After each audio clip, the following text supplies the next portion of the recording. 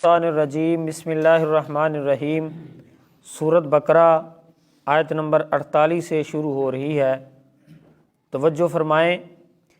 وَإِذْ اور یاد کرو، وَإِذْ اور جب نَجَّيْنَاكُمْ نجات بخشی ہم نے تمہیں، من آل فرعون آل فرعون سے، یسومونکم جنہوں نے مبتلا کر رکھا تھا تم کو، سوء بدترین العذاب عذاب میں، یذبحون ذبح کرتے تھے، ابناکم تمہارے بیٹوں کو، ذبح کرتا تھا تمہارے بیٹوں کو، ویستحیون اور زندہ رہنے دیتے تھے وہ، نساءکم تمہاری عورتوں کو، وفی ذالکم اس حالت میں تمہاری بلاؤن آزمائش تھی، من ربکم تمہارے رب کی طرف سے، عظیم بہت بڑی۔ وَإِذْ اور جب فرقنا پھاڑا ہم نے، بکم تمہارے لیے، البحر سمندر کو، فانجیناکم پھر نجات دلائی تمہیں، واغرقنا اور غرق کر دیا، آل فرعون آل فرعون کو، وانتم تنظرون تمہارے دیکھتے دیکھتے، اور تم دیکھ رہے تھے۔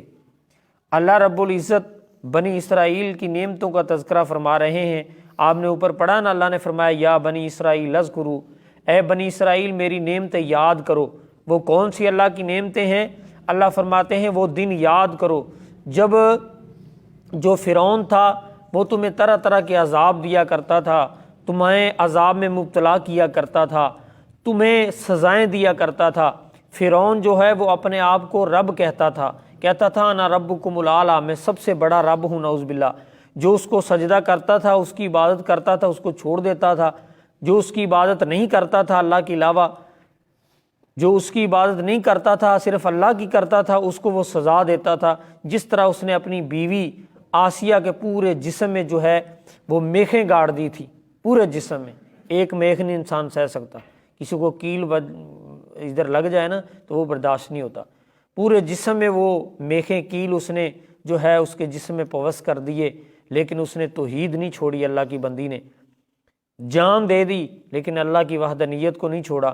تو یہ جو ہے فرعون یہ طرح طرح کے جو ہے تکلیفیں دیا کرتا تھا اس قوم کو، اس لیے، اور اللہ تعالیٰ فرماتے ہیں جو اس کو نہیں مانتا تھا اس کو تکلیف دیتا تھا، پریشان کرتا تھا اور اس کو سزا دیتا تھا بڑی بڑی سخت۔ اور اس کے بعد یہیں کافی نہیں، فرمایا یذبحون ابناکم، وہ تمہارے جو بچے ہوتے تھے، بیٹے ہوتے تھے، ان کو ذبح کرتا تھا۔ جس کے گھر بھی بچہ ہوتا اس کو ذبح کر دیتا۔ کسی نے اس کو بتایا نا، وہ جادوگر نے، اس نے کہا کہ کوئی بچہ پیدا ہوگا تو وہ جو ہے وہ تیری سلطنت جو ہے تو اس سے چھین لے گا، تیری حکومت اسے چھین لے گا، وہ اس کی حکومت ہوگی۔ تو اس ڈر سے، حکومت کے ڈر سے اس نے بچے ذبح کروانے شروع کر دیے، اپنی کرسی بچوانے کے لیے اس نے بچے ذبح کروانے شروع کر دیے۔ اس سے معلوم یہی ہوتا ہے کہ کرسی کی خاطر لوگ پتہ نہیں کیا کچھ کر دیتے ہیں، ہمارے معاشرے میں ہو رہا ہے نا۔ اس نے کرسی کی خاطر بچے ذبح کروانے شروع کر دیے۔ کسی نے کہا اگر ہر سال تو بچے ذبح کرواتا رہے گا تو قوم ختم ہو جائے گی، حکومت کس پہ کرے گا؟ تو پھر اس نے یہ طریقہ اختیار کیا، ایک سال بچہ ذبح کرواتا، ایک سال نہ کرواتا۔ اگر اللہ تعالیٰ چاہتا تو موسیٰ علیہ السلام کو اس سال پیدا کرتا جس سال بچہ ذبح نہیں اس نے کروانا تھا۔ اللہ تعالیٰ نے اسی سال موسیٰ علیہ السلام کو پیدا کیا جس سال اس نے بچہ ذبح کرنا تھا۔ اور پرورش کہاں پر ہوئی موسیٰ علیہ السلام کی؟ فرعون کے گھر میں، ٹھیک ہے۔ اس کی بیوی نے پرورش کی، کس طرح ہوئی، کیسے ہوا، وہ آگے تذکرہ آئے گا۔ یہاں صرف اتنا ہی ہے، تو وہ تمہارے بچوں کو ذبح کرتا تھا، وَيَسْتَحْيُونَ نِسَاءَكُمْ اور عورتوں کو چھوڑ دیتا تھا۔ فرمایا یہ اللہ تعالیٰ کی طرف سے تمہاری اوپر بہت بڑی آزمائش تھی۔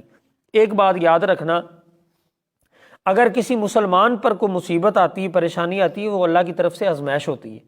اگر کافر کے اوپر کوئی پریشانی آتی ہے، مصیبت آتی ہے، تو اس کے اوپر عذاب ہوتا ہے۔ مسلمان دونوں حالتوں میں، نبی اسلام نے فرمایا دونوں حالتوں میں اس کو فائدہ ہوتا ہے۔ جب اس پہ اوپر مصیبت آتی ہے، پریشانی آتی ہے، تو وہ انا للہ انا الیہ راجعون پڑھتا ہے اور اس کے اوپر صبر کرتا ہے، اللہ تعالیٰ اس کو اچھا صلہ دیتے ہیں، ثواب، نیت، نیکی۔ اور جب اس کو خوشی ملتی ہے تو وہ اللہ کا شکر کرتا ہے، وہ اللہ کا شکر کرتا ہے، تو دونوں حالتوں میں اس کو فائدہ ہے۔ تو اگر مسلمان پر کوئی مصیبت آ جائے تو وہ آزمائش ہے اللہ کی طرف سے۔ اگر اللہ وہ کامیاب ہو جائے، اللہ ہمیں محفوظ فرمائے ایسی آزمائشوں سے، ہم تو لائق ہی نہیں اس کے، فرمایا اللہ کی طرف سے ان کو آزمائش تھی۔ پھر کیا ہوا؟ وَإِذْ فَرَقْنَا بِكُمُ الْبَحْرَ، موسیٰ علیہ السلام جب اپنی قوم کو لے کے گئے سمندر کے کنارے، تو سمندر اللہ فرماتے ہیں ہم نے اس کو پار لگوا دیا، تم پار کر گئے، سمندر کراس کر گئے، دوسری طرف چلے گئے۔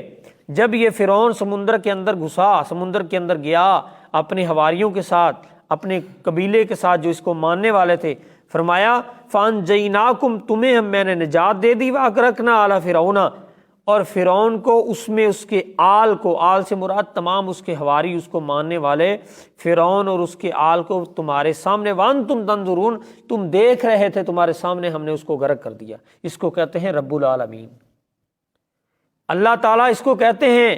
اس لیے دین سے دور نہ بھاگو، دین کے قریب آؤ۔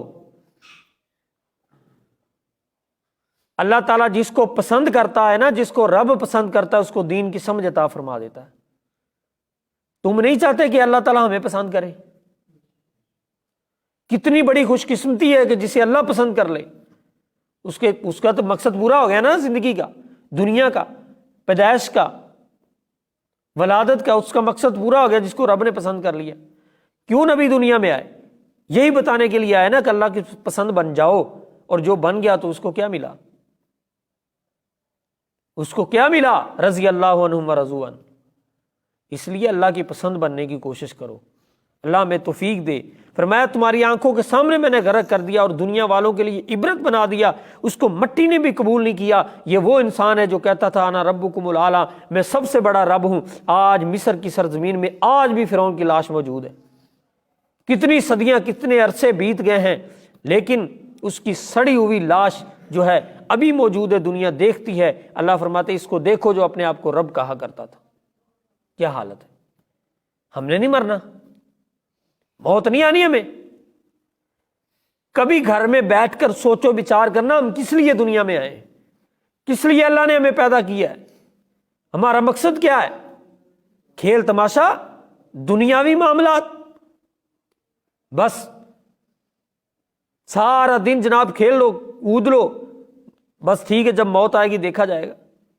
کبھی آپ نے سوچا ہماری زندگی کتنی ہے؟ جب تو پیدا ہوا تیرے دائیں کان میں اذان ہوگی، بائیں میں تکبیر ہوگی، پیچھے کیا رہ گیا؟ پیچھے کیا رہ گیا؟ نماز۔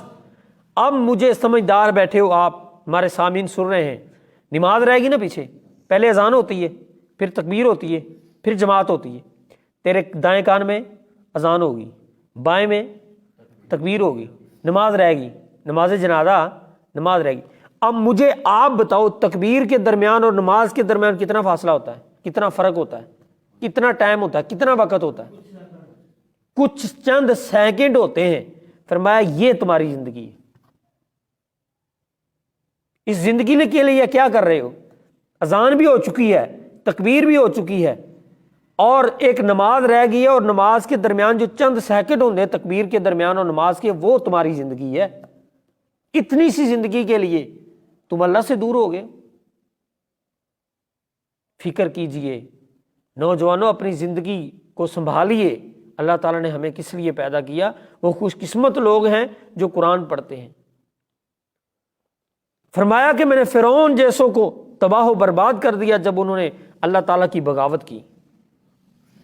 آگے آپ قرآن میں ترجمہ پڑھیں گے، بڑے بڑے ایسے لوگ جو اللہ کی بغاوت نافرمانی کرنے والے، پھر اللہ نے ایسا پکڑا کہ ساری دنیا کے لیے عبرت بن گئے۔ کیا ہوا؟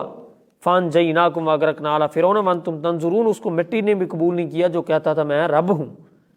اس لیے اللہ تعالیٰ ہمیں محفوظ فرمائے ایسے لوگوں سے، تکبر غرور سے اللہ تعالیٰ ہمیں محفوظ فرمائے، اور اللہ تعالیٰ ہمیں اپنا برگزیدہ بندہ بنا لے۔ آمین وما توفیق الا باللہ۔ سبق دہرا لیجیے ایک مرتبہ۔